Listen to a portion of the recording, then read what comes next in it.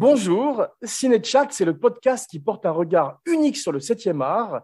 Et aujourd'hui, tout ce que vous avez toujours voulu savoir sur Die Hard sans jamais oser le demander. En triplex de Los Angeles, Paris et Biarritz, je suis votre hôte Jean Weber, le Maniac Podcaster. Vous avez le droit de garder le silence pour toujours. Et mes partners sont... Laurent Vachaud, yippee-ki-yay. Philippe Sedbon, motherfucker. Et bienvenue dans Ciné-Chat.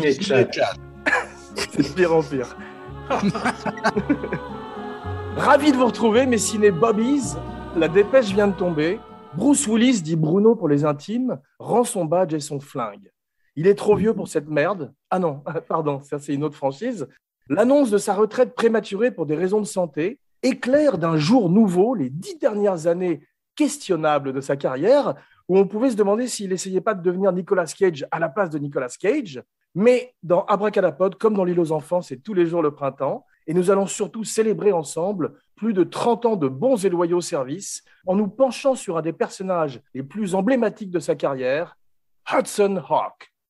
Non, je déconne. John McClane dans Piège de cristal, 1988, réalisé par John McTiernan. Mais je laisse sans plus tarder la parole au superintendant, le lieutenant Philippe Sedbon, la police des polices des polices, qui ouvre le dossier et nous ramène à la source dans un chapitre intitulé « Fly me to the moon, motherfucker ». Alors, oui, les sources, c'est pas du tout Bruce Willis, c'est Frank Sinatra, figure-toi. Frank Sinatra, qui à l'époque où on lui avait proposé le projet, ça remonte pas à hier, tournait des polars. Il avait tourné à la fin des années 60 deux films de Tony Rome, qui s'appelaient Tony Rome est dangereux et La femme en ciment, où il jouait un espèce de flic avec un petit chapeau et une chemise blanche. Et avec une petite auto. Oui, une petite auto. Et il avait rempilé un peu après avec un bon film, par contre, qui s'appelait Le Détective, où il jouait là encore un flic, mais c'était plus réaliste, c'était plus... le scénario était meilleur, enfin, c'était plus sérieux, quoi. Et Tony Rome ensuite, et la femme dans le ciment sont bien ou pas, quand même? C'est pas mal, c'est rigolo, mais c'est pas des bons films. C'est okay. Des films de cinéma. On en avait tourné beaucoup, Dean Martin et tout ça. C'est des polars rat pack. Il y a Raquel Welch dans un des deux, je crois, non, dans La femme de ciment, je crois. La femme en ciment. Dans l'autre, par contre, il y a Gena Rowlands quand même. Ah, dans le premier, ouais, dans Tony Rome, et 1966, The Detective, le livre, et 1968, le film, donc. Ouais.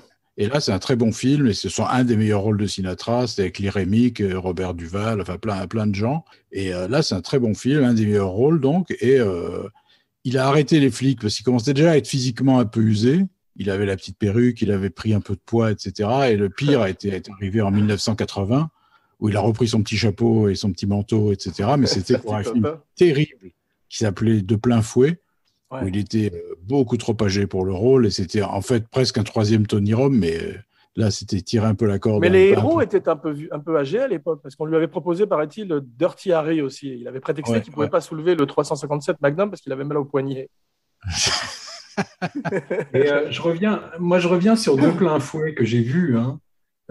Tu sais le détail concernant ce film quand même assez incroyable par rapport à ce qui nous occupe aujourd'hui. Non. C'est le premier film de Bruce Willis. Wow. Exact, il jouait un barman, je me souviens. Voilà, et il croise Sinatra à un moment, enfin, c'est presque un... Enfin, je ne sais même pas s'il a une phrase de dialogue, hein, enfin, je crois que c'est très très court, mais drôle. C'est quand même une synchronicité, comme on dit, incroyable. Tu vois. C'est fou, mais dans ce genre de synchronicité, tu as aussi le père de Art Bochner, tu sais, qui joue Alice, le yuppie plein de cocaïne, qui joue dans The Detective. Ouais, Lloyd Bochner. Ouais. C'est dingue, ça, quand même. C'est incroyable. Et donc, c'est Joe Leland, Sinatra, et c'était à la base un livre de Roderick Thorpe, le détective. Et donc, 15 ans après, il a l'idée d'une suite en voyant la tour infernale. Et il imagine des terroristes et un flic courant dans la tour infernale. Et il écrit donc « Nothing lasts forever ». Il n'y a rien qui dure toujours. Le détective est un gros succès. C'est, sur l'affiche, il y a marqué « Un look adulte à la vie d'un policier », si tu veux, parce que c'est un peu l'ancêtre de Cruising. On parle de cas homosexuels. Il y a un tueur qui tue des homosexuels. Ouais, donc et surtout, Sinatra fait accuser, sous la pression de ses chefs, fait accuser et électrocuter un innocent. Wow. Et c'est censé être le héros du film. Il torture le mec mentalement, il l'oblige à avouer alors qu'il a rien fait, et le mec est électrocuté dans le film, et ça le poursuivra toute sa vie, etc. Dans Cruising, il y a un peu ça aussi. À un moment, il charge un mec de tous les crimes. Alors, enfin, ils lui font comprendre que s'il il reconnaît tous les crimes, il aura une remise de peine, quoi. Enfin, et il y en a un qui tabasse, tu sais, avec un grand black. Tu te souviens pas de cette scène avec un chapeau de cowboy? J'ai pas vu le film, mais j'ai vu cette scène sur YouTube parce que tu m'en avais parlé. C'est absolument T'as incroyable. jamais vu Cruising, toi? Non, on en avait parlé déjà. Mais depuis, là, t'as pas rattrapé, quoi. Non, j'ai pas eu le temps. J'ai pas eu le temps encore, mais dès que l'émission s'arrête, je vais tout de suite aller voir Cruising en famille. Oui, c'est un film très joli pour les enfants.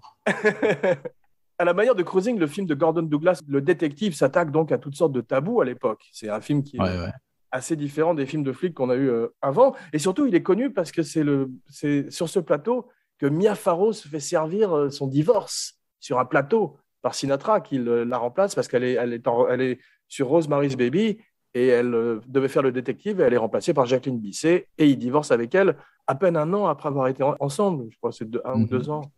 Mais passons sans plus tarder à Laurent qui nous raconte la construction du piège de cristal dans un chapitre intitulé « Welcome to the party, pal ». Le pitch au départ, c'est Rambo dans un building. Oui, enfin, ce qu'on peut dire d'abord là sur ce film, c'est que ça aurait été normalement un film très différent parce qu'il visait a priori un acteur très différent de Bruce Willis, hein, parce que ce qui donne quand même son prix au film, c'est le côté décontracté, un petit peu, c'est pas un Superman, tu vois, mais il y avait plein de casting, de choix de casting qui étaient, qui paraissent aujourd'hui complètement loufoques, hein. C'est-à-dire qu'il y avait Richard Gere, qui était au départ le premier choix, je crois. Il y a eu Al Pacino, parce qu'il cherchait comme ça le côté flic new-yorkais, tu vois, un petit peu. Ouais. Et ils sont vraiment arrivés, je crois, pas tout de suite à Bruce Willis. Alors, ce qui était drôle, c'est que moi, je me souviens, quand j'ai entendu parler de ce film la première fois, ça devait être je sais pas, je devais lire Studio, ou tu sais, dans les trucs genre la Terre tourne, enfin, où tu avais tous les projets des acteurs et des films qui étaient en train de se faire. Et je me souviens je savais à peine qui était Bruce Willis, je sais même pas, j'avais dû voir peut-être un épisode de Clair de Lune, je suis même pas sûr en plus. Et parce qu'il y avait un autre film qui était sorti, je crois, de Blake Edwards, non? Blind Date. Voilà. Et alors, ce qui est drôle, c'est qu'au départ, j'avais vu donc Die Hard, mais je sais pas, je connaissais pas cette expression et je croyais que c'était Die Hard, tu sais, en allemand. Tu croyais que c'était un porno? Un porno allemand. Die Hard. Donc je me disais, tiens, c'est bizarre comme titre, tu vois. Et comme tu n'avais pas à l'époque YouTube et Google et tout ça pour vérifier, je me disais, Die Hard, c'est quoi? C'est peut-être le surnom d'un mec genre Dolph Lundgren, tu vois, ou je sais pas quoi. Enfin, je m'étais imaginé tout un truc et c'est vrai déçu. Je connaissais pas du tout cette expression die hard, tu vois, pour dire dur à cuire. Enfin, ouais. Et donc ça, c'était une petite parenthèse. Quand tu as dit que Sinatra en fait avait refusé, je crois qu'en fait ils avaient été obligés quand même de lui présenter le scénario. Il a 70 ans. Il a 70 ans quand vous lui présentez le scénario. Parce qu'il avait une clause dans son contrat du détective où on devait obligatoirement par contrat lui proposer des éventuelles suites, tu vois. Ouais. Et je crois qu'il a mis assez longtemps à dire non, donc ce qui fait que les mecs étaient un peu bloqués, tu vois. Je ne sais pas s'il avait pensé peut-être que c'était possible de tenir le rôle, mais ils ont été coincés assez longtemps avec cette histoire. Donc, en fait, moi, ce que je trouve quand même vraiment assez réussi quand même dans le film, et pourquoi ce film-là aujourd'hui, je pense quand même que c'est un tournant dans l'histoire du film d'action hollywoodien. Et ce qui est curieux, c'est qu'en France, il n'avait pas tellement marché. Je me souviens, moi, je devais être encore à l'école de cinéma, je crois, 88, quand c'est sorti. Et donc, il y avait ce titre curieux qui s'appelait Piège de cristal. Beau titre. C'est un beau titre, mais qui dit pas grand-chose, en fait, sur ce qu'est le film. Hein, tu vois, tu t'imagines pas un gros film d'action avec Piège de cristal. Et je me souviens être allé le voir, je crois, dans la salle de l'UGC Normandie, qui était donc une très belle salle, une grande salle. Et on était quasiment même pas 20 là-dedans, tu vois, l'après-midi. Donc, ça, Bruce Willis n'était pas connu à l'époque, tu vois, on se plaitait de ça. Mais ça n'avait pas été tellement pas connu qu'ils l'ont même pas mis sur l'affiche. Ils ont mis la tour au départ sur l'affiche avant que le film ne commence à marcher. Ils n'ont fait aucune promotion sur lui, qui était très très catalogué télévision, comme on va le voir. Ouais. Et ça a toujours été compliqué, en particulier à cette époque, de faire la transition entre le petit et le grand écran. Dans les tests screening, en particulier dans les projections tests, les gens réagissaient assez mal au fait qu'il soit tout d'un coup mis en tant qu'homme d'action. Ben c'est ça, oui. Alors, nous, en France, on le connaissait moins, mais enfin bon, ça n'avait pas fonctionné. Alors, il y a eu un bouche à oreille, hein, les gens qui le voyaient trouvaient ça très bien, un petit peu comme le premier Rocky, hein, qui n'avait pas tellement marché non plus en France, mais les gens qui le voyaient l'appréciaient beaucoup. Mais bon, je ne pense pas que ça avait été un succès commercial en France, ce film. Mais n'empêche que ça a commencé quand même à... La réputation de McTiernan, quand même, était déjà un peu faite, hein, sur Predator. Et qu'est-ce qu'il avait fait Justement, avant? il avait travaillé déjà avec Joel Silver et Lawrence Gordon, qui veulent retravailler à nouveau avec lui, et Ouais. ils engagent Jeb Stewart et Steven De Souza pour faire un scénario. Mais Steven de Souza, c'est pas lui qui avait fait les trucs de Van Damme, là, genre Street Fighter ou des choses comme ça, non? Il avait fait Running Man, dont on a parlé la semaine dernière. Running Man, ouais, enfin, c'était plutôt un scénariste un peu bourrin. Et alors, je sais pas s'il y a eu des ghostwriters crédités ou pas. Attends, who you gonna call Ghost Rider? Je sais pas s'il y a eu des ghostwriters, parce que moi, je trouve le scénario vraiment bien, quoi. Tu vois, vraiment très, très bien foutu. Très à la fois drôle. Je sais que Stewart, pour résumer un petit peu, c'est Jeb Stewart qui introduit les problèmes de couple de McClane, qui sont effectivement une nouveauté dans le polar et qui sont très, très intéressants. Ouais. Il rajeunit également le héros, c'est à lui qu'on doit ça. Et c'est lui qui amène aussi apparemment le thème du western qui court à travers tout le film, le yippee-ki-yay qu'on a entendu magnifiquement dit par vous en début d'émission, mais également Roy Rogers, Happy Trails, et toutes les références, comme on va le voir, à Gary Cooper et à John Wayne, Mr. Cowboy. Parlons un petit peu plus de casting, si vous voulez bien, parce qu'effectivement, personne ne veut de Bruce Willis au départ. Et Bruce Willis, surtout, est pris sur la série Moonlighting, et il arrive à faire le film uniquement parce que Sybil Shepherd tombe enceinte, vous avez vu, et tout d'un coup, il y a une espèce de hiatus qui lui permet de faire le show. Mais au départ, quand il commence à tourner, la première scène qui tourne, c'est quand il se jette à l'extérieur de la tour, qui ressemble à la scène de Tom Cruise dans le Burj Khalifa. J'ai l'impression que c'est un hommage maintenant. Et il tourne ça le premier jour après avoir tourné toute la journée sur la série Moonlighting. Il tourne de nuit à Century City sur son premier jour de Die Hard. Ça me rappelle un petit peu Michael Fox sur Back to the Future, où il faisait tout d'un coup, il enchaînait enfin, les deux. Tu dis que personne ne voulait de Bruce Willis, mais je crois qu'il n'avait pas eu un cachet record pour ça. Enfin, si, justement, une fois que Schwarzenegger et tous les musclemen refusent, et qui se rendent compte qu'ils veulent un flic effectivement plus normal, entre guillemets, si tu veux, un monsieur tout le monde auquel on peut s'identifier. Ils font appel à cet acteur qui est un ancien barman du New Jersey. Tu as vu, d'ailleurs, ils font une plaisanterie à un moment dans le film en disant c'est peut-être un fucking bartender, dit le chef de la police, tu vois, en parlant de McClane. Et effectivement, c'est monsieur tout le monde. Et il le paye 5 millions de dollars. On n'avait jamais vu ça à l'époque, sauf pour les très grosses stars, que ce soit des Dustin Hoffman ou des gens comme ça. Et ça change la donne complètement. Ça annonce les 20 millions de dollars de Jim Carrey, ça annonce les cachets énormes qu'auraient les films après dans les années 90 et 2000, jusqu'à aujourd'hui où il n'y a plus de stars, c'est fini. Enfin, vous imaginez Al Pacino là-dedans? Je ne sais même pas comment ils ont pu y penser. Quoi. Motherfucker! en train de ramper dans les conduits d'aération, enfin, c'est complètement invraisemblable. T'imagines Sinatra? Sinatra, enfin, je ne sais pas s'ils ont après retaillé le scénario pour Bruce Willis, j'imagine un petit peu, quoi, mais ça. Dès l'instant où Jeb Stewart a rajeuni le personnage, ils ont fatalement, effectivement, beaucoup plus designé le film pour lui. Ou en tout cas, tu as lu le livre, Philippe? Non, enfin, il y a aussi beaucoup d'actions comme ça dans le bouquin. Non, je l'ai pas lu. Mais cette émission est un hommage à Bruce Willis, donc parlons un petit peu de Bruno. Now we talk about Bruno, no. Dans un chapitre sur Walter Bruce Willis, qui est né en Allemagne, comme Hans Gruber, et son frère, Simon Gruber. Eddie Hard. Voilà pourquoi c'était Die Hard. Il part dans le New Jersey quand il est enfant, et il est bègue quand il est petit. Et il va au théâtre, au lycée, il se rend compte que ça l'aide à parler. Il devient, comme on a vu un peu plus tard, barman à New York, dans un bar notamment qui s'appelle le Kamikaze, au début des années 80. Et Moonlighting, de 85 à 89, montre qu'il a un véritable talent comique. D'ailleurs, il s'en sert beaucoup dans Die Hard, où il y a énormément d'impro, et il a un très très bon timing de comédie, qu'il a travaillé justement pendant 4 ans sur Moonlighting. Il fait des pubs pour Seagram. Vous savez ce que c'est, Philippe? Ce que c'est, Seagram? Non. L'alcool? Oui, c'est ça, c'est un alcool, je ne sais pas ce que c'est, je crois que c'est un vin ou pétillant. C'est spiritueux, je crois. Voilà, et il touche 7 millions de dollars. Et quand il devient sobre, je crois dans les années 90, il refuse de faire des pubs pour 6 grammes.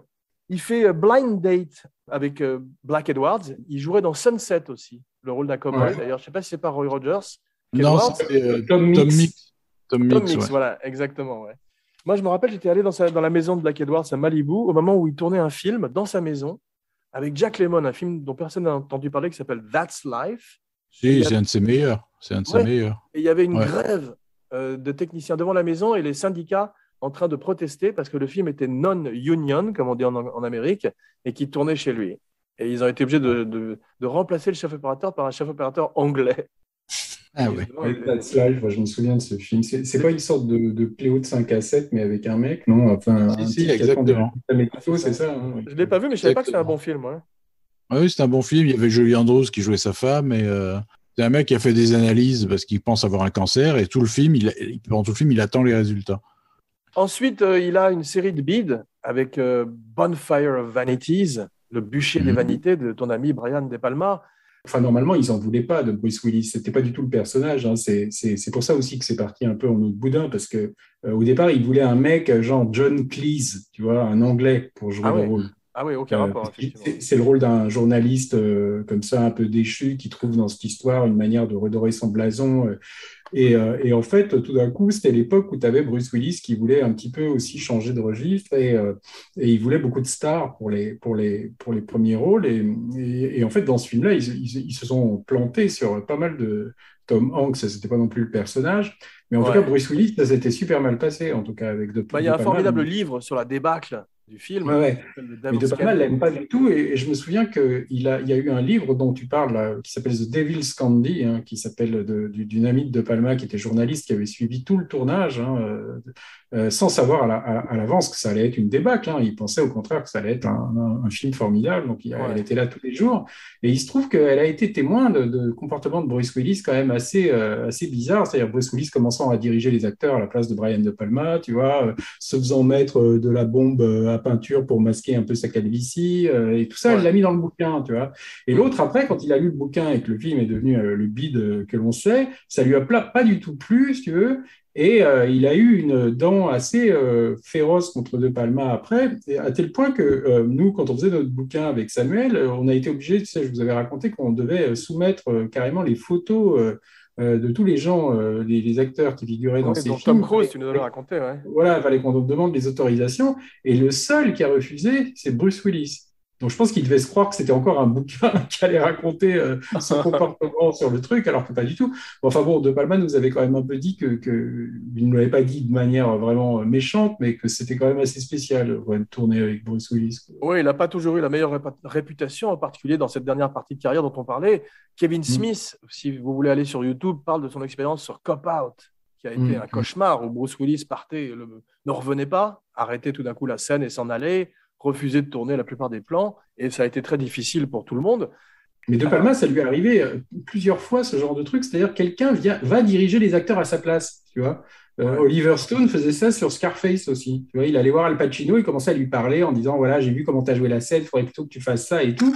Et l'autre, il a été obligé de le virer, tu vois, parce que sinon, c'est pas possible quand il y a deux personnes qui commencent à parler aux acteurs. Bien sûr, mais tu as aussi des acteurs, des metteurs en scène qui refusent de parler à leurs acteurs ou qui sont brouillés. Je me rappelle qu'il y avait un film, je ne sais plus lequel, où Lautner ne parlait pas à Ventura et communiquait par assistant interposé. Melville et Ventura sur l'Armée des Ombres, qui fait un film formidable quand même à l'arrivée. Exactement. Donc, il fait Hudson Hawk, qui a été revu récemment à la hausse. Je ne suis pas complètement sûr de ce film, où il chante avec Danny Aiello. Voilà. Oh là là. Il a fait un film très mauvais dont on devrait en faire un cinéflop qui s'appelle Color of Night, où il montre vaguement sa bite dans une piscine. Sur Hudson Hawk, il y a une anecdote. Tu sais qui était l'actrice qui avait été engagée au départ pour jouer le premier rôle féminin que Andy McDowell joue dans le film Terminé et qui a été virée parce qu'elle avait eu une histoire avec Bruce Willis juste avant que le tournage commence. Non. Ça, c'est le côté gossip que j'affectionne et que dont vous pouvez profiter avec moi. C'est notre spécialiste du gossip dans l'émission. C'est une actrice bien connue du cinéma français, quoi. Ah, donc tu ne diras pas son nom? Si, je vais le dire, mais vous ne voyez pas qui c'est. Emmanuel. Micheline Dax. C'est pas une française, mais elle faisait que des films français pratiquement. Vas-y. Marouchka Detmers. Vous vous souvenez de cette fille? Ah oui. Oui. Ouais, c'est Et drôle. alors, il paraît que ça a un peu torpillé sa carrière parce qu'elle commençait un peu une carrière hollywoodienne. Et ça a un peu bousillé sa carrière hollywoodienne. Et surtout qu'après, sa carrière même française a été un peu bousillée par la fameuse fellation qu'elle faisait dans Le Diable au corps. Tu vois, donc la pauvre, elle n'a pas eu de chance. Effectivement, c'est pas facile de passer de Bruce Willis au diable au corps. The Last Boy Scout, j'aime bien comme film. Très bon film, ça. Ouais, Oui, c'est pas mal, ouais. C'est Shane Black. Oui, c'est non, le Shane Black, scénario. effectivement, qui sera un spécialiste des films de Noël aussi et des films de Noël à Los Angeles. C'est Tony Scott qui avait réalisé. Exactement, ouais. Ouais. Il a fait beaucoup de bons films, Tony Scott, entre Je suis d'accord. Ennemi d'État, celui-là. Si vous regardez dans sa filmographie, il y a plein de choses très, très intéressantes. Last Boy Scout, il y a un truc qui annonce un peu Tarantino dans le ton, je trouve. Quoi. Tu vois, dans le côté un peu sanglant, rigolard, noir, mélange comme ça des genres. Méta, c'est vrai. Pas facile à réussir. D'ailleurs, je crois que ça n'avait pas marché. Hein, ouais. Donc, sa carrière repart quand il fait la voix du bébé dans Look Who's Talking. Chérie, et devine qui parle. J'ai raté l'avion. Après, il va retrouver Travolta dans Pulp Fiction, où là, tout d'un coup, il relance de nouveau sa carrière. Il est un spécialiste de renaissance de carrière, parce que quand il fait Le Sixième Sens, il est aussi un petit peu dans le trou et il est formidable. C'était une de mes performances préférées de Bruno dans le film de M. Night Shyamalan. Beaucoup de gens aiment Incassable aussi. Une petite anecdote aussi, Le Sixième Sens. Et, tu sais pourquoi il l'a fait, en fait?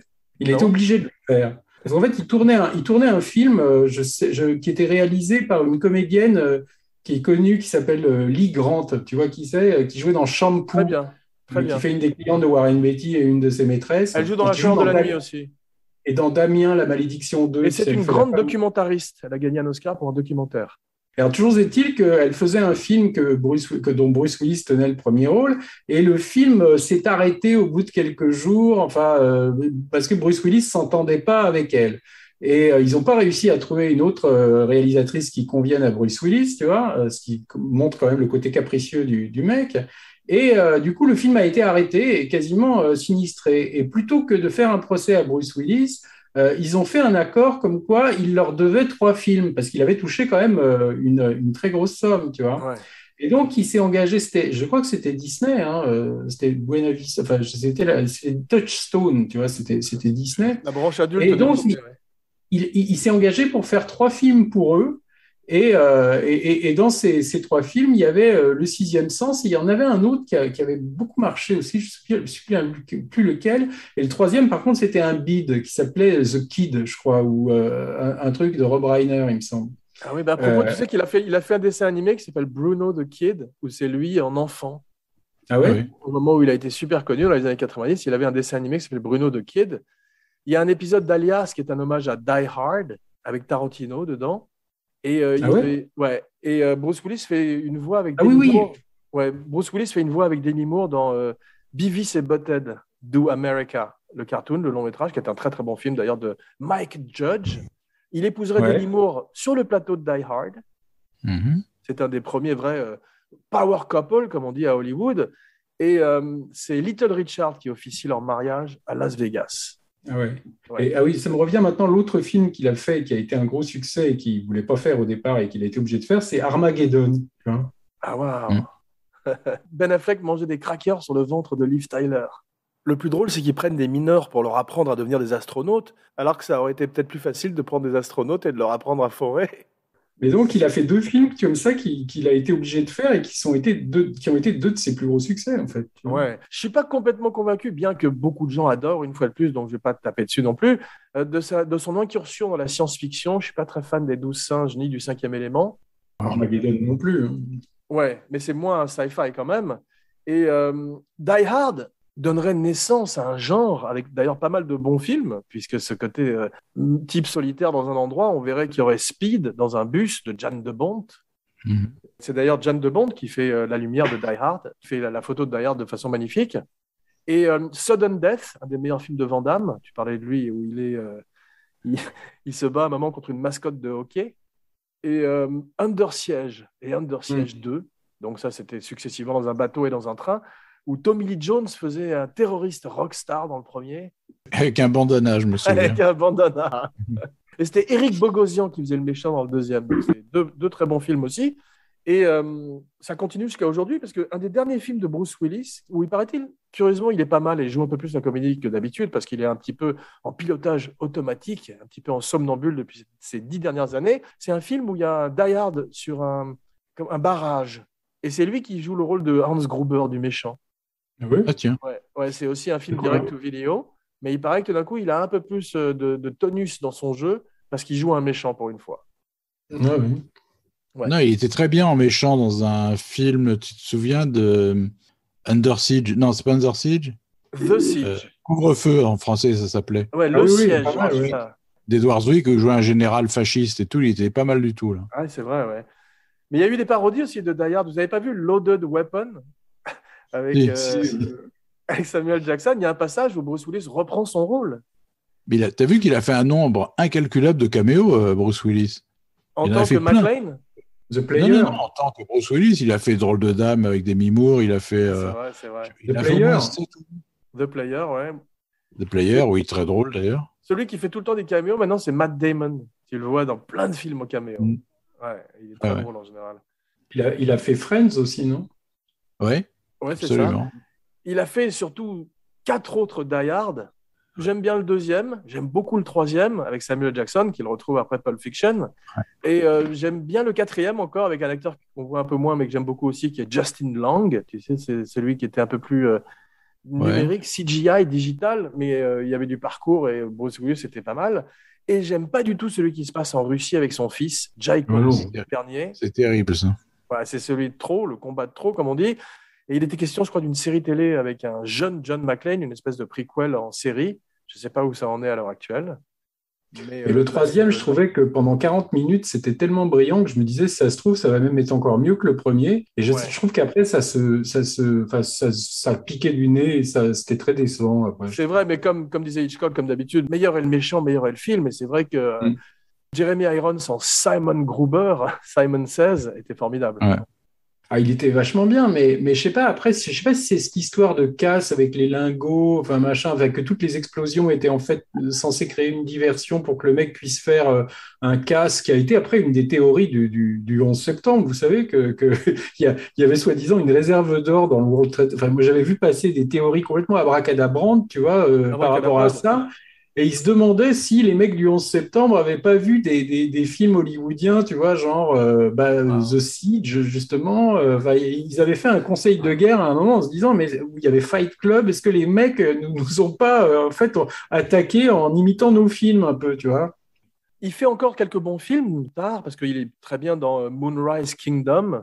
Il est pas mal dans Looper, bien qu'il ne ressemble pas du tout à Joseph Gordon-Levitt, qui est censé jouer lui jeune, avec plein de latex.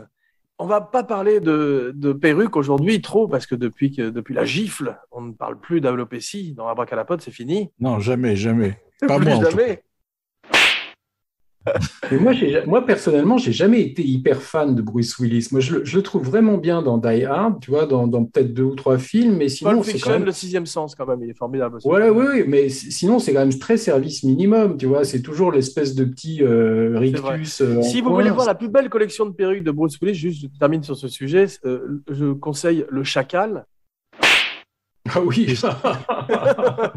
Où il tue aussi Jack Black. C'est assez drôle, ça.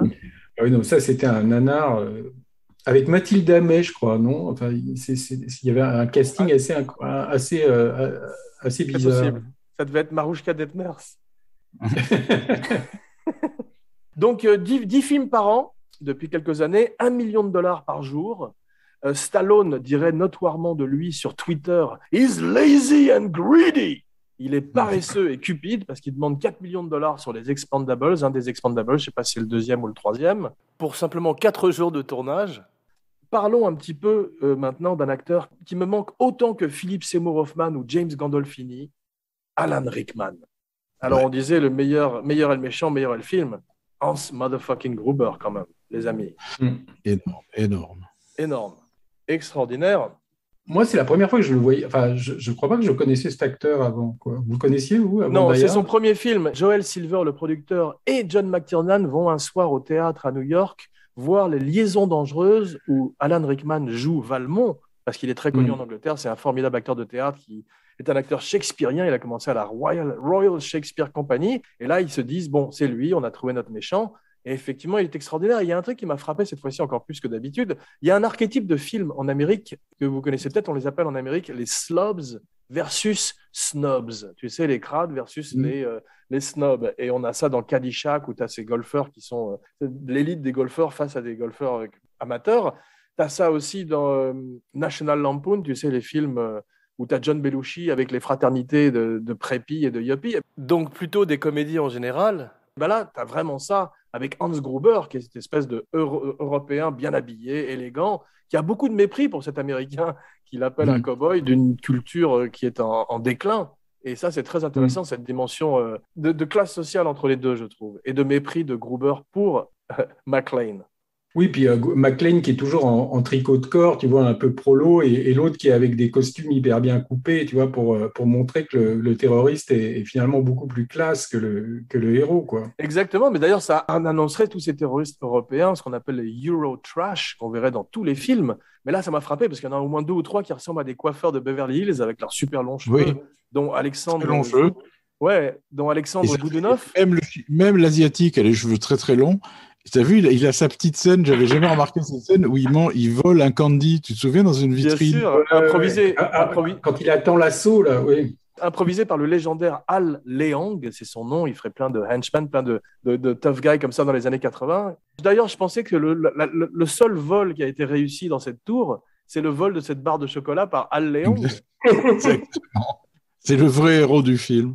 Mais je crois qu'on le voit dans Last Action Hero, celui-là, après, non ? Oui, c'est possible. On le voit dans plein de films, effectivement. On le voit même dans Bill and Ted, Excellente Aventure. Et tu as vu, en 1984, dans Beverly Hills Cop, tu as déjà un peu cette dimension du flic qui arrive de province, qui arrive de Détroit, je crois, et qui arrive à Beverly Hills et qui tombe sur ces clowns californiens et qui a ce mépris. Pour Los Angeles, McClane, dès qu'il arrive à l'aéroport et qu'il voit cette fille sauter dans les bras du type, ou quand il arrive à la Nakatomi Tower et que ce type essaie de lui faire une bise, où il est d'un coup vaguement homophobe avec ce type... On sent effectivement que c'est un autre monde qui arrive, et ça, ce serait très populaire dans les films de cette époque. Mais c'est un schéma qui vient d'un shérif à New York, un peu, tu vois, du mec qui arrive dans un patelin qui n'est pas le sien, tu vois, et qui est pris un peu pour un plouc, quoi. Ouais, c'est vrai. Alan Rickman aurait une splendide carrière qui serait malheureusement interrompue trop tôt, mais il est le shérif de Nottingham dans Robin des Bois, Prince des voleurs. C'est la meilleure chose du film, face à Kevin Costner. Dans Robin des Bois, il pousse encore ce qu'il faisait dans Die Hard, c'est-à-dire qu'il pique complètement le film à la vedette, et il joue complètement sur une autre tonalité, c'est-à-dire qu'il fait carrément, on dirait le loup des dessins animés de Tex Avery, quoi. C'est vrai, non, il a compris qu'il fallait qu'il soit tout d'un coup qu'il soit sur 11, et effectivement, ça donne une performance inoubliable. Il est formidable dans Sense and Sensibility. Il est formidable aussi dans Truly, Madly, Deeply. Il peut passer du drame à la comédie magnifiquement comme les grands acteurs. Galaxy Quest, extraordinaire. Magnifique. Donc, comme je disais, il est très regretté. Il a une belle carrière aussi dans les Harry Potter, où il joue le rôle de Snape. Et il peut passer comme ça de films un peu plus intimistes à des films plus gros budget et naviguer sans aucun problème entre les deux. Le film se passe à Noël, à Los Angeles. Donc, on dit depuis que c'est un film de Noël. Effectivement, il y a énormément de références entre la musique. Now I have a machine gun. Ho, ho, ho. Lethal Weapon, ça se passe pas à Noël aussi, un des deux. Je ne sais plus si c'est le 1 ou le 2. Tu as raison, puisqu'au début, je crois que Mel Gibson arrive dans un endroit où on vend des sapins de Noël quand il est avec ses dealers et qu'il fait son numéro des 3 Stooges. Ça doit être Joel Silver, peut-être qu'il doit aimer les côtés Noël, tu vois. C'est possible, et surtout Shane Black, puisqu'on son Iron Man se passe à Noël. Et la plupart de ces films se passent à Noël. J'avais adoré The Nice Guys, le film où Russell Crowe était avec Ryan Gosling. Oui, très bien. Très bien. Prouver tous les deux qu'il était très bon en comédie. Il est assez marrant, Shane Black, parce que là, je suis ami Facebook avec lui. De temps en temps, j'ai juste interagi 2-3 fois. Et alors, alors, je sais pas, il doit déconner parce qu'il fait croire, enfin, je ne vois pas pourquoi il prendrait ça au sérieux, mais enfin, il dit qu'il y a un fantôme dans sa baraque, tu vois, et alors il se prend en photo en train de voir le fantôme comme ça. Il a l'air quand même assez secoué, tu vois, et il le fait de manière insistante, et tu vois, il y a des gens qui commentent, qui ont l'air de le prendre au sérieux, du genre, mais t'es pas allé voir quelqu'un, il faudrait peut-être aller voir un exorciste, et le mec joue le truc à fond, tu vois. Bon, il a bien réussi, parce qu'effectivement, son Iron Man est plutôt pas mal. Et il a rejoint l'écurie Marvel. Il a beaucoup de succès. J'avais pas vu Kiss Kiss Bang Bang, qui paraît-il était très bien aussi. Mais c'est un bon scénariste. Il a un peu arrêté, non, au bout d'un moment, passé tous ces blockbusters. Après Long Kiss Goodnight, après Nice Guys, il est devenu réalisateur. Mais qu'est-ce qu'il a fait après Nice Guys? Iron Man 3, c'est avant ou après? Ah, c'est peut-être après. Ouais. Ça Parlons m'intéresse un pas petit beaucoup. peu de Art Bochner. Bobby Ellis, qui est quand même extraordinaire. Il était tellement bien que j'étais surpris qu'il fasse pas plus de choses après. McTiernan ne l'aime pas sur le plateau parce qu'il voulait qu'il le joue à la Cary Grant, beaucoup plus élégant.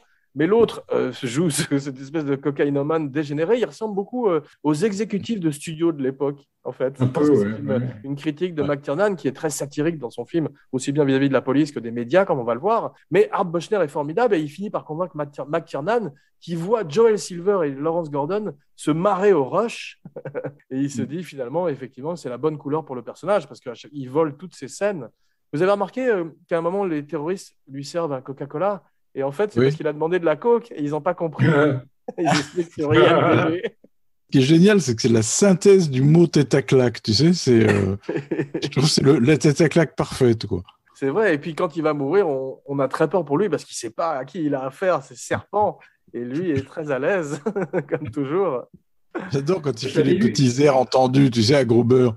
Il lui fait les petits regards complices, tu sais, genre je m'occupe de tout, t'inquiète pas, Coco. Moi, je l'avais vu dans un film qui est complètement méconnu maintenant, mais c'était un des premiers films écrits par David Koepp, le scénariste de Carlitos Way et de Jurassic Park et tout. Ça s'appelait Appartement Zéro. Ouais. Un truc qui était tourné à Buenos Aires, une sorte de thriller un peu polanskien. Et avec, je sais plus qui jouait, je crois que c'était Colin Firth qui jouait dedans, non Et Marouchka Detmers. Mais le film coûte 35 millions de dollars et en remporte 141. C'est un énorme succès. Il est tourné à la Plaza Fox à Century City, comme je disais. Donc la Nakatomi Tower est une vraie tour, à part certaines scènes comme cette espèce de magnifique fontaine qui est inspirée de Frank Lloyd Wright, tu sais, où le patron de Nakatomi donne son petit speech au début. Et la lumière est sublime. The name's Bond. John de Bond. Il fait un beau travail quand même. Ouais. C'était surtout l'élégance de la réalisation qui frappait, je me souviens, parce que d'habitude, ces films-là, c'est souvent mis en scène, tu vois, un petit peu façon bourrin. Et là, je trouve que je me souviens des séquences, tu sais, où tu as les ascenseurs qui se croisent, comme ça, quand il est au-dessus de la cabine. En fait, tu avais vraiment une manière de filmer l'action. C'est vrai, à la manière de Hitchcock avec le Bates Motel ou de Kubrick avec l'Overlook, il arrive à donner une vraie personnalité à la tour. C'est pour ça que d'ailleurs, il n'y a qu'à comparer le look du premier et du deuxième, qui est un bon film, hein, le deuxième, mais il n'a aucune classe. C'est-à-dire que la photo est précieuse, la mise en scène n'est pas élégante. Enfin, tu vois l'apport de McTiernan. J'irais même plus loin si tu compares ce film à Skyscraper, tu sais, Gratte-ciel, le film avec The Rock, à peu près la même histoire, où il mélange Die Hard avec la tour infernale, avec malheureusement trop de tours infernales et pas assez de Die Hard dans le mix. Bah ça n'a pas du tout la même identité ni personnalité très forte qu'a le film. Ouais.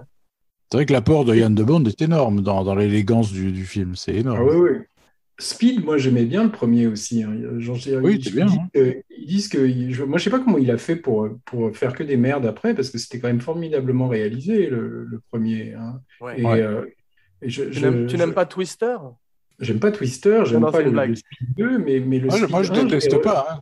Je déteste pas Twister, moi. Oui, il y a des choses drôles quand même, les vaches qui volent dans l'ouragan. Et puis, tu as vu, il montre The Shining dans un drive-in dans Twister. J'aimais la première scène, là, quand la petite se fait enlever par la tornade. Tu vois, on se croirait dans le Magicien d'Oz un peu, quoi. Mais après, c'était filmé un peu comme une sorte de Spielberg, genre Rencontre du troisième type, un peu, tu vois. Mais le reste, j'aurais trouvé ça quand même assez paresseux. Ouais. Philippe, tu disais très justement que dans le film, il y a beaucoup de moments où on voit très nettement que c'est un cascadeur et pas Bruce Willis, en particulier le combat contre Boudouneuf, c'est les années 80.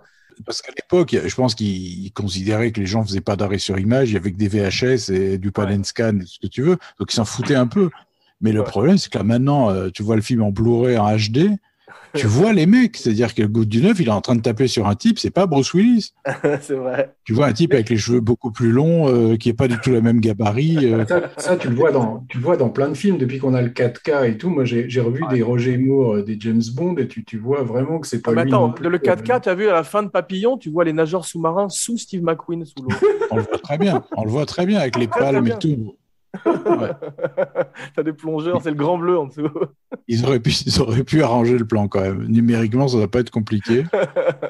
Mais quand même, Willis fait beaucoup de ses cascades et ça se voit par moments. Il manque de Oui. tomber dans cet ascenseur. C'est lui qui chevauche justement cet ascenseur. Alan Rickman a terriblement le vertige comme moi. Et quand il tombe dans le vide, c'est vraiment lui. Tu as vu, ils le font tomber sur une espèce de matelas comme ils font. Et en plus, ils disent que McTiernan devait le faire partir à 1, 2, 3. Et en fait, ils ont dit lâchez-le à 2. Et donc, tu vois vraiment la terreur qu'aucun acteur ne peut jouer dans le visage d'Alan Rickman. Ouais, ouais. Et ce qui avait vraiment fait la différence à l'époque, je me souviens, c'est que tu sais, c'est la scène là quand il est parce qu'il est pieds nus, tu vois, c'était ça comme une super idée de scénario, qu'il n'a pas le temps d'enfiler ses chaussures. Et c'est Ouais. quand il s'enfonce les éclats de verre, tu sais, dans le. Et je me souviens de scènes où il est au téléphone, je crois, il doit être pas en train de parler avec Alan Avec le Rickman. flic, quoi. Et il est en train de s'enlever les morceaux de verre des pieds, tu vois. Enfin, t'avais rarement vu le héros d'un film comme ça. C'est une idée En- géniale. Je ne sais pas si c'est De Souza ou Stewart, mais effectivement, tout d'un coup, c'est un côté à la fois primal et très vulnérable. Les Ah ouais, pieds, ouais. Ça démontre aussi l'intelligence de Gruber qui repère qu'il est pieds nus, qui ouais. voit qu'il y a des vitres partout et qui se met à tirer Ouais. sur les vitres avec Godunov. Mais il y a certains plans, Se met les justement, pieds. vous parliez d'arrêt sur image, j'en ai fait quelques-uns. Il y a certains plans où on voit effectivement que ce sont des faux gros pieds en plastique et on a l'impression que c'est un peu un hobbit dans le cinéma.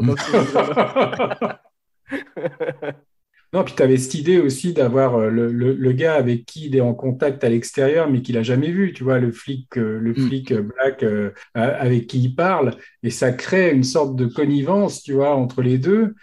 Mais la première fois que j'avais vu un procédé comme ça, je crois que c'était en fait dans un film fantastique de Joe Dante qui s'appelait Inner Space, tu vois, J'aime beaucoup c'était Inner Space. le mec qui était. En fait, il se parlait, mais en fait, le mec était à l'intérieur de lui, tu vois, et ça créait une sorte de buddy movies avec deux mecs qui, en fait, Très bon l'un était film, carrément à très bon l'intérieur de film. l'autre. Très bon film qui avait été un énorme bide. Ouais. Ouais, mais Moi, je pense que c'est pas mal. Hein. je me souviens de m'être tapé un fou rire, moi, la première fois que je l'avais vu. Tu sais, quand la première fois Martin Short entend le mec qui lui parle, il se met à Ouais. hurler Possessed! I'm possessed! Et je crois que c'était la première fois que je voyais Martin Short, moi, dans ce film, je crois, Inner Ah, Space. c'est possible. Il y a un truc que j'adore dans la série des films d'Ayard, et dans les films en général, c'est les scènes de grande violence dans un endroit très exigu. On verrait ça aussi dans les Jason Bourne. Là, il y en a une magnifique, effectivement, dans l'ascenseur. Et il y en a une aussi dans le troisième où il se bat dans un ascenseur et il commence à défourailler parce qu'il se rend compte que les types à côté de lui sont des terroristes. Et c'est toujours très jouissif, ces scènes dans des endroits très, très, très étroits. La formule, c'était de prendre les films de catastrophes, hein, parce on pense à la Tour Infernale, hein, vraiment. Hein, c'est Ouais. vraiment Ouais. fait aussi comme ça, surtout quand ils vont sur le toit, tout ça. Enfin, après, quand l'hélicoptère se crache, c'est une sorte de mélange de genres, enfin, du film catastrophe années 70 avec le polar, enfin, et ça, c'est très réussi et c'est très difficile à faire, hein, d'arriver à faire. Parce que c'est même avant les Missions Impossibles et tout ça, hein, tu as quand même des scènes, je me souviens, les fameuses scènes d'action où il est obligé, tu sais, quand il se balance avec la lance d'incendie et qu'il essaie Bien avec sûr. les pieds de péter le verre du gratte-ciel, comme Mais ça, il c'est tire la à première travers. fois qu'on voyait plein de choses, que ce soit un type Ah oui, oui. qui soit dans une ventilation, ce qu'on verra après dans tous les films d'action. Ça, je ne crois pas l'avoir vu avant Die Hard. Et il y a beaucoup de Parce choses. qu'au cinéma, on est quand même passé assez vite des cascades façon Bebel, qui étaient bien, hein, quand même. Et là, tout d'un coup, on avait une dimension. Alors, c'était fait sûrement avec des fonds verts, c'était pas fait pour de vrai, parce que Belmondo lui faisait ça pour de vrai. Mais là, ça prenait tout d'un coup une dimension complètement différente, hein, pour le film d'action. Ça devenait bigger than life. Il y avait un côté. Je me souviens de ça, moi, la première fois que je l'ai vu, c'est que j'avais l'impression de voir pour la première fois un film d'action à une autre échelle, quoi, tu vois, Ouais. qui était pas ce qu'on voyait d'habitude. Mais l'été 88, c'est une grosse année 88 pour le cinéma aussi. D'ailleurs, des dixièmes au box-office derrière Big, Cocktail. Tom Cruise aussi a une grosse année, puisque la même année, il fait Rain Man, Un poisson nommé Vanda, Rambo 3, Twins, Crocodile Dundee 2, Coming to America et Roger Rabbit. Die Hard, Ouais. c'est après tout ça? Ouais, il est dixième bon au box-office, ouais. Mais il doit Après rester à mon avis. Cocktail? Après Cocktail, qui a été un très gros succès Je, aussi. je pensais que ça avait marché plus que Mais, Cocktail. mais avec ce film, tout d'un coup, on a un changement de la perception de la star d'action, tu vois, puisqu'avant, effectivement, on passe de ces types plein de Culturiste. stéroïdes, comme Schwarzenegger, voilà, c'est culturiste. Et là, c'est un mélange de l'anti-héros des années 70, mélangé avec ces types plus costauds, parce qu'il est quand même pas mal bâti, bien que aujourd'hui, tu vois les corps des mecs qui font les super-héros de Marvel, à 6 heures par jour à la salle ou comme Reacher. Et je pense pas que Bruce Willis pourrait avoir le même corps aujourd'hui. Ça a beaucoup changé, ça aussi. Ah oui, Il y a un truc qui a beaucoup changé aussi, enfin, en tout cas grâce à ce film ou à cause de ce film, je sais pas, mais c'est la première fois, je crois, de mémoire, qu'on voit les flics et les agents du FBI aussi maltraités, quoi. Oui, Ils c'est passent vrai. pour des nullards complets, des irresponsables, des hystériques. Absolument. C'est Il y avait souvent la eu quand même première fois. les chefs ridicules. On voyait ça dans 48 heures, on voyait Oui, ça dans pas mais mal de pas les films. flics de terrain. Non, c'est vrai, c'est vrai. Et puis ce mépris pour le FBI vis-à-vis des flics Oui. aussi. Et puis sur les journalistes aussi un peu. Ah oui. Ouais. William Atherton, formidable en sensu, il est formidable. Ouais. Si tu voulais un salopard dans les années 80, tu allais voir William Atherton. Il est dans Ouais. Ghostbusters. Encore une vraiment- tête à Tu vois, claque prodigieuse. Ouais. à l'époque, tu aurais pu avoir, je sais pas, tu vois, il était un peu à la mode quand même, mais un mec comme Mickey Rourke, tu l'aurais bien vu là-dedans, mais il n'y aurait pas eu la dimension comédie que Bruce Willis amène, tu vois. Absolument, ouais, c'est vrai, tu as raison. Ouais. Et moi, je trouve que honnêtement, tu vois, j'aime bien dans ce film et tout ça, je trouve qu'il désamorce pas mal. C'est-à-dire savoir que sa femme est en otage avec des terroristes, que l'immeuble est en feu, etc., et qu'il balance des one-liners quand même Oui, avec une bonne fréquence, tu vois. Moi, deux, trois fois, ça m'a fait sortir du film, quoi. Un petit Ah peu, ouais? mais c'est vrai, ils sont sur le fil du rasoir par moment, mais je trouve que ça passe quand même, parce il a Oui, toujours ça cette espèce passe, de... ça passe. T'as jamais peur parce que tu te dis qu'ils vont pas tuer la femme dans un film qui prend un ton comme ça par moment, tu vois. C'est ça. Ouais. Voilà, il est tellement décontracté, il s'entend, il se regarde tellement jouer, si tu veux. Tu te dis, ça va, quoi. Il y a rien à craindre. Il va les dégommer tous. Ça Voilà, c'est enlève ça du le problème. suspense un peu, ouais, c'est sûr. Mais Gruber est l'héritier des euro-villains, des méchants européens comme ça de James Bond. Il m'a fait penser beaucoup aux méchants de Bond. Mm. Et il annonce aussi un petit peu Hannibal Lecter, je trouve, dans le fait qu'il Oui, c'est vrai. est prescient, il est extraordinairement cultivé et il a toujours un coup d'avance, les Blancs. Parce il a vraiment par moments, il le filme vraiment presque comme une sorte de fouine, tu vois, ou de belette ou d'animal. Enfin, je me souviens quand il s'approche de la femme de McClane en lui disant qu'il est un extraordinaire terroriste, ou je sais pas quoi, tu vois, et tu croirais presque un truc de dessin animé tellement un rat un peu, tu vois, une tête de rat un peu. Mais il Oui, s'entend c'est ce très qu'il très avait. bien. Vas-y, pardon. Il avait dans Robin des Bois encore plus exagéré. Tu te souviens, on aurait dit vraiment un Ouais. furet. Ou... C'est ça, ouais. Mais il s'entend très très bien avec Bonnie Bedelia sur le plateau et ils passent tout leur déjeuner ensemble. Tu sais, je ne sais pas si c'est le syndrome de Stockholm, mais on avait vu ça aussi à propos de Silence des agneaux. On avait vu ça avec Buffalo Bill qui déjeunait tous les jours et était devenu très très ami avec la jeune femme qui était dans le trou, tu sais. Il est même sorti It avec, puts je crois. ocean in the basket. Non, mais il est même sorti avec, lui, je crois. Ah bon? Ah oui, oui, je crois qu'ils ont eu Gossip, une histoire après. Ouais. Gossip Laurent est de retour. Ah oui, oui. Et tu sais que Sybil Shepherd et Bruce Willis, en fait, ils s'étaient donné rendez-vous quasiment au début de Moonlighting pour coucher ensemble, en fait. Tu veux. Ils s'étaient dit, ça va enlever la tension sexuelle, tout ça. C'est elle qui raconte ça dans son bouquin. Alors, est-ce que c'est vrai ou pas? Et il paraît qu'en fait, que Bruce n'y est pas arrivé, quoi, tu vois, quoi, que ça a cassé le truc. Et t'imagines les deux vedettes du show qui se disent, allez, on va coucher ensemble, ça va enlever un petit peu de la tension sexuelle. C'est pas dit hard, c'est dit soft. Dit hard, c'est ce que faisait, moi aussi, Gossip, un petit peu. C'est ce que faisait, paraît-il, John Crawford, avec tous ses leading men. Ouais, elle les invitait à dîner la veille du premier jour de tournage pour coucher avec. Ouais, ça c'est fait. Il y a plusieurs actrices comme ça et acteurs, hein, sûrement, mais il faut quand même que l'actrice soit d'accord. Et là, il paraît-il, c'était Sybil Shepherd qui était autant instigatrice du truc que Bruce Willis. Hein.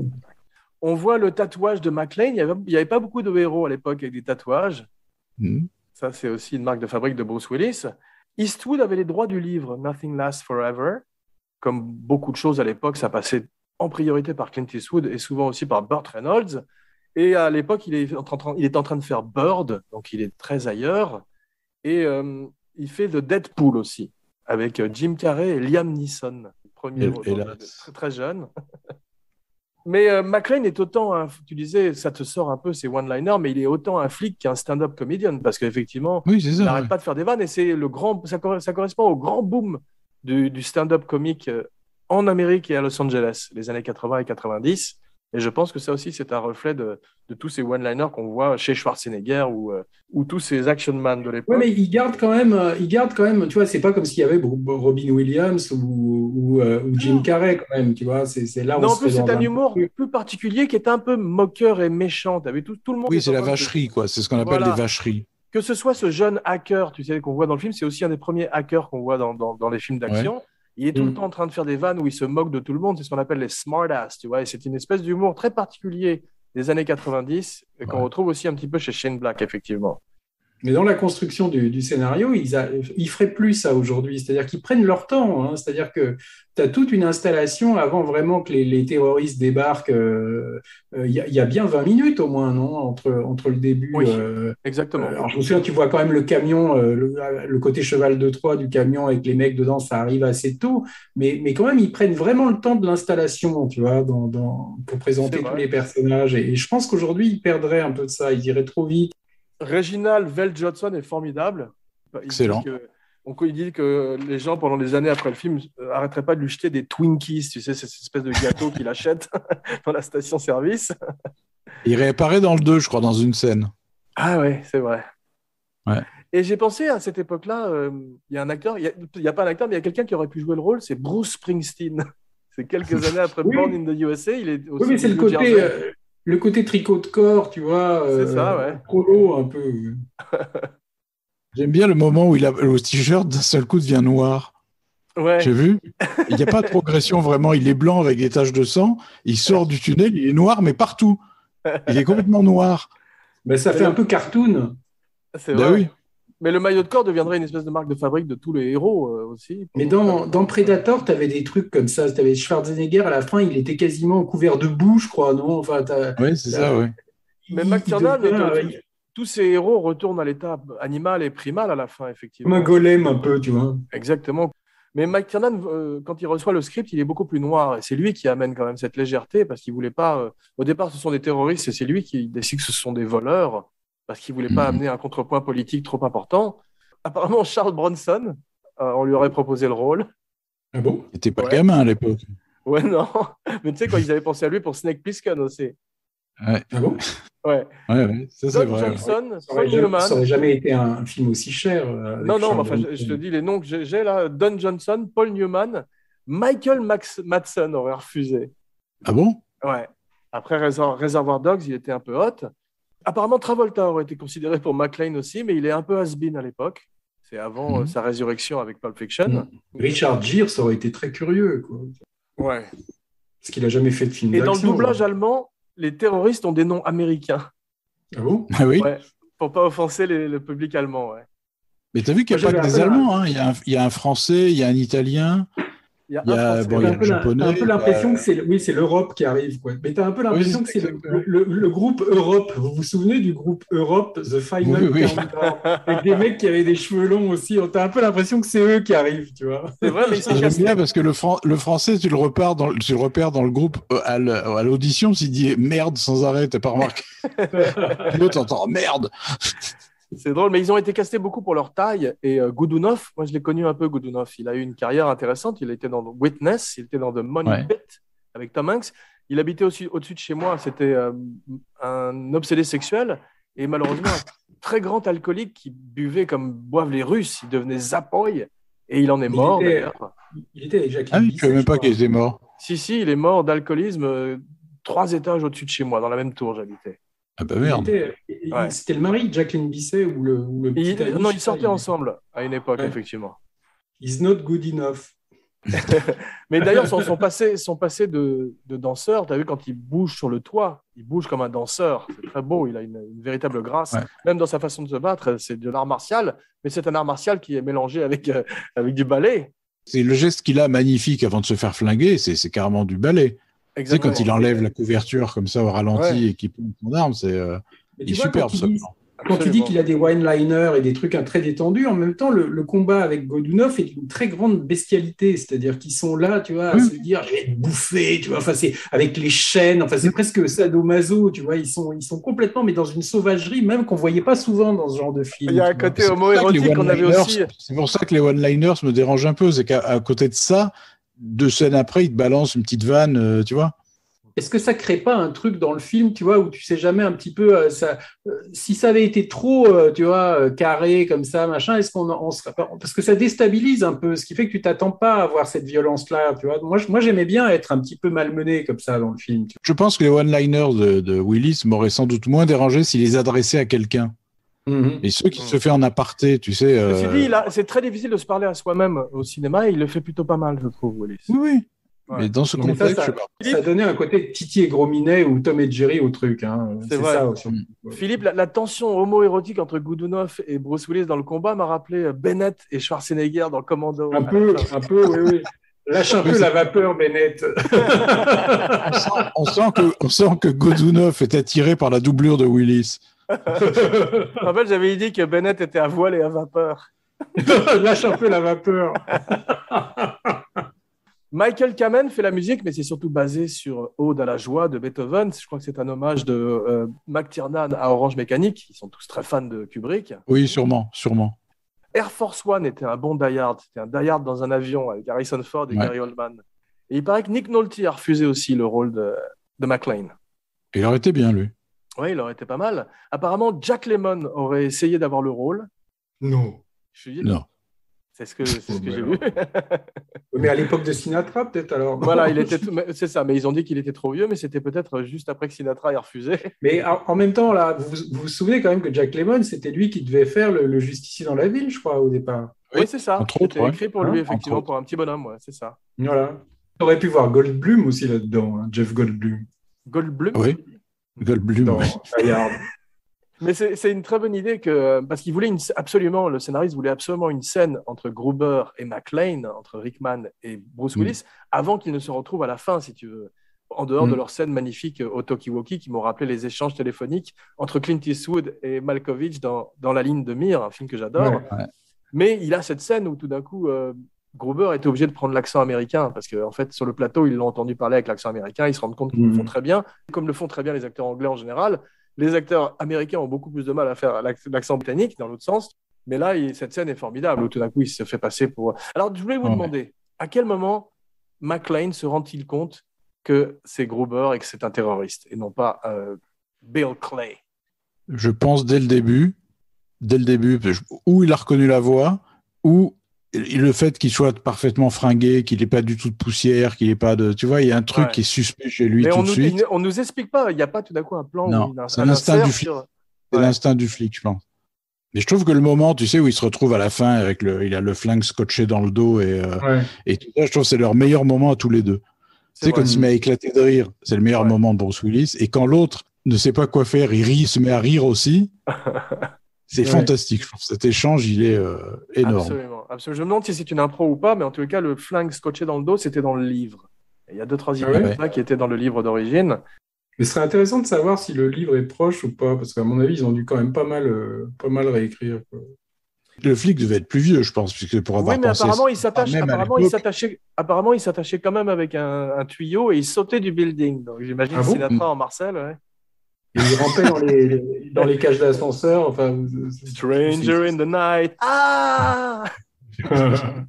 Et il y a Robert Davi aussi qui fait le mec du FBI, tu sais, le type qui faisait le méchant dans Permis de tuer. Exactement. Il est excellent.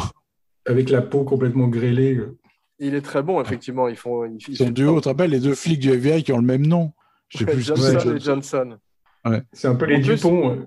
En plus, en argot, ça veut dire pénis, Johnson. C'est ça. Donc, c'est vraiment une grosse... Tu te rappelles quand ils sont dans l'hélico et que tu as Davy qui fait « Tu te souviens, c'est comme au Vietnam ?» Et l'autre lui répond « Quand tu étais au Vietnam, moi j'étais au lycée, connard. » Et c'est ça aussi qui m'avait frappé dans le film, c'est que quand tu vois arriver les hélicoptères, tu as presque l'impression que c'est Apocalypse Now, tu vois, que c'est la charge des Valkyries, un truc qu'on n'avait jamais vu encore non plus, comme ça, des hélicoptères qui arrivaient dans un truc de polar avec presque une atmosphère de film de guerre aussi, quand même. C'est vrai, mais vous avez vu les scènes où on voit les journalistes qui font des espèces de conférences pour parler des terroristes, ça se moque beaucoup, c'est très satirique sur les médias, et ça m'a rappelé Romero aussi, tu sais, à chaque fois il avait des scientifiques et des spécialistes qui parlaient des zombies à la télévision, et qui étaient complètement dépassés par les événements.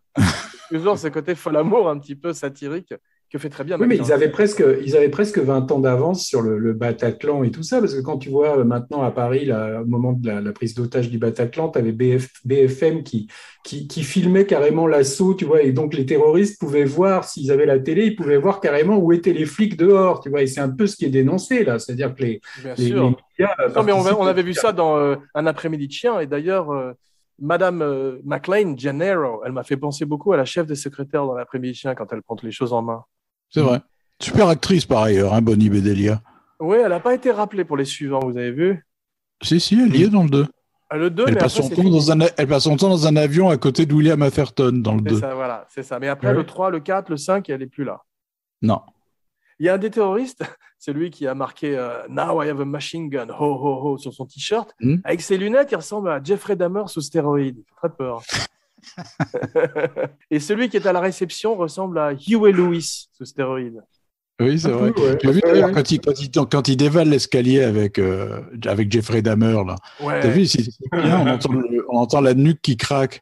Des bruitages, c'est précurseur du combat entre Daniel Craig et Isaac de Bancolé dans l'escalier de Casino Royale. Ouais. Une fois de plus, un endroit très exigu pour un combat, et c'est vraiment fantastiquement fait. Justement, là, quand tu parles de Casino Royale, je trouve que Martin Campbell, c'est un mec qui avait aussi un peu la même élégance un peu pour filmer l'action par moment. Parce que je trouve dans Casino Royale, il y a vraiment des traits. Je trouve cinématographiquement, tu sens que c'est assez esthétique. Ou dans son Zorro. Zorro était bien filmé, ouais. C'est la première fois qu'on voit des computers aussi, je trouve, dans les films. C'est vrai. Et il y a un côté un peu jeu de la mort de Bruce Lee, parce que chacun des étages a sa personnalité, et il affronte un terroriste différent à chacun des étages, quasiment. Et ça me rappelait Bruce Lee grimpant d'étage en étage. Et tu as vu comment il se débarrasse de Leong, de l'Asiatique, c'est formidable, en une seconde. C'était quand même un personnage qu'on voyait pendant tout le film. Le mec, il ouvre une porte, boum, il le tue, on ne le voit plus. C'est très gore, la mort de Tagaki. Tu as vu, il y a de la cervelle qui gicle sur la vitre. Ouais. Oui, mais ça fait partie encore, je te dis, des moments de déstabilisation parce que tu t'attends pas à un truc de violence. Tu vois, quand on disait, là, tout d'un coup, c'est quand même extrêmement choquant comme mise à mort et tu t'attendais pas forcément à cette violence-là. C'est fait pour que tu fasses craindre aux spectateurs que le pire peut quand même arriver, tu vois, parce qu'il devait quand même être conscient de ce côté trop décontracté, tu vois, quoi. Mais c'est vrai que ce qui est très bien filmé dans les combats, c'est qu'on voit tout. Tu n'as pas ce côté Dramamine, ce côté très haché et très surcut des Jason Bourne, où au bout d'un moment, tu as mal au cœur. Là, c'est très, très bien chorégraphié. Mais McTiernan, il a toujours très bien su filmer l'action, toujours dans tous ses films. Même les mauvais films qu'il a fait, c'est quand même toujours très bien filmé, quoi. Ouais. Il y a un truc qui est très bien fait, c'est qu'il s'arme au fur et à mesure. Il pratique l'art de la guerre de Sun Tzu, un livre très en vogue à l'époque chez les exécutifs hollywoodiens. Et à mesure qu'il désarme les terroristes, il s'arme lui-même. Et on a l'impression un petit peu d'un jeu vidéo aussi. Ça, c'est un truc déjà. Tu tues les gens et tu prends leurs flingues. Et tu accèdes à différents niveaux, quoi. Ouais, c'est ça, ouais. Il y a une très bonne réplique, c'est seul John peut énerver quelqu'un à ce point-là quand il se rend compte qu'il est encore vivant. Formidable, ça. Quand Goodenough est hors de lui. Il n'y a plus de films aujourd'hui avec des flics héros, vu que les flics ont une tellement mauvaise image aux États-Unis. Tu aurais plus ce côté flic maverick qui arrive comme ça et qui redresse les torts. D'ailleurs, il est pas traité comme un flic réellement, c'est un cowboy, tu vois, parce qu'il n'est pas du coin. Ouais. Il n'a pas de pouvoir tu vois, aucune juridiction là où il est. Enfin, c'est vraiment un maverick, quoi. Donc, il n'est pas traité comme un poulet. Ceux qui sont traités comme des poulets, c'est ceux qui sont dehors. Et là, ils sont très maltraités, quoi. C'est vrai.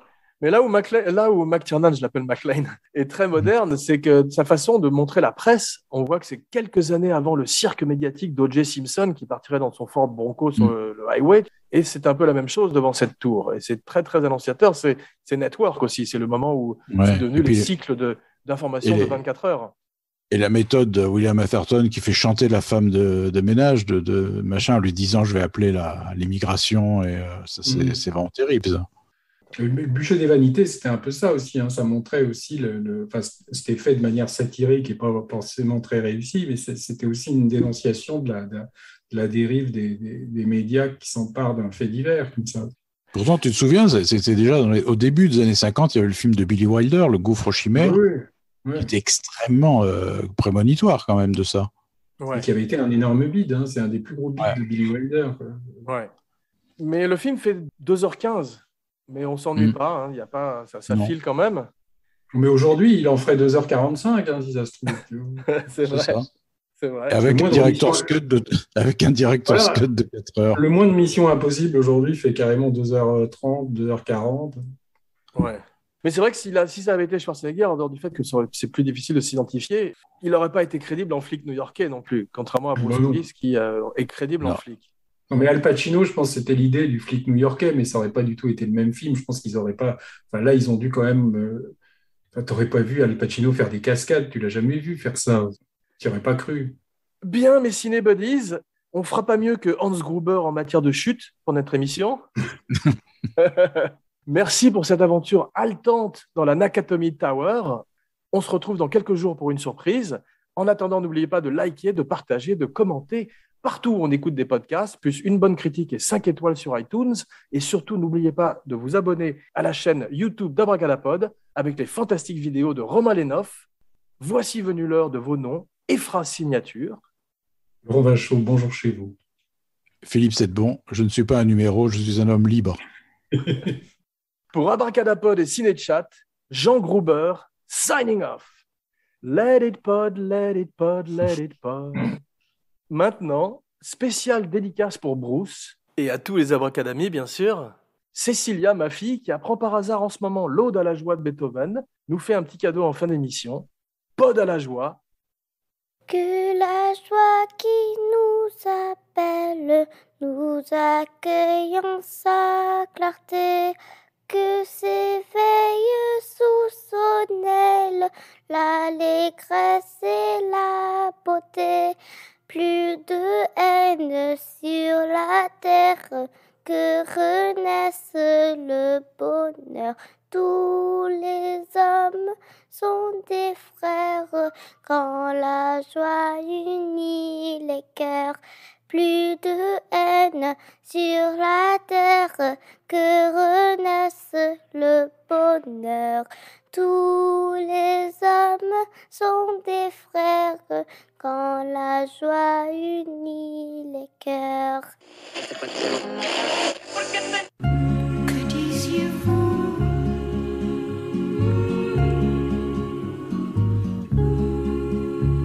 Et bienvenue dans Cinéchat. Pod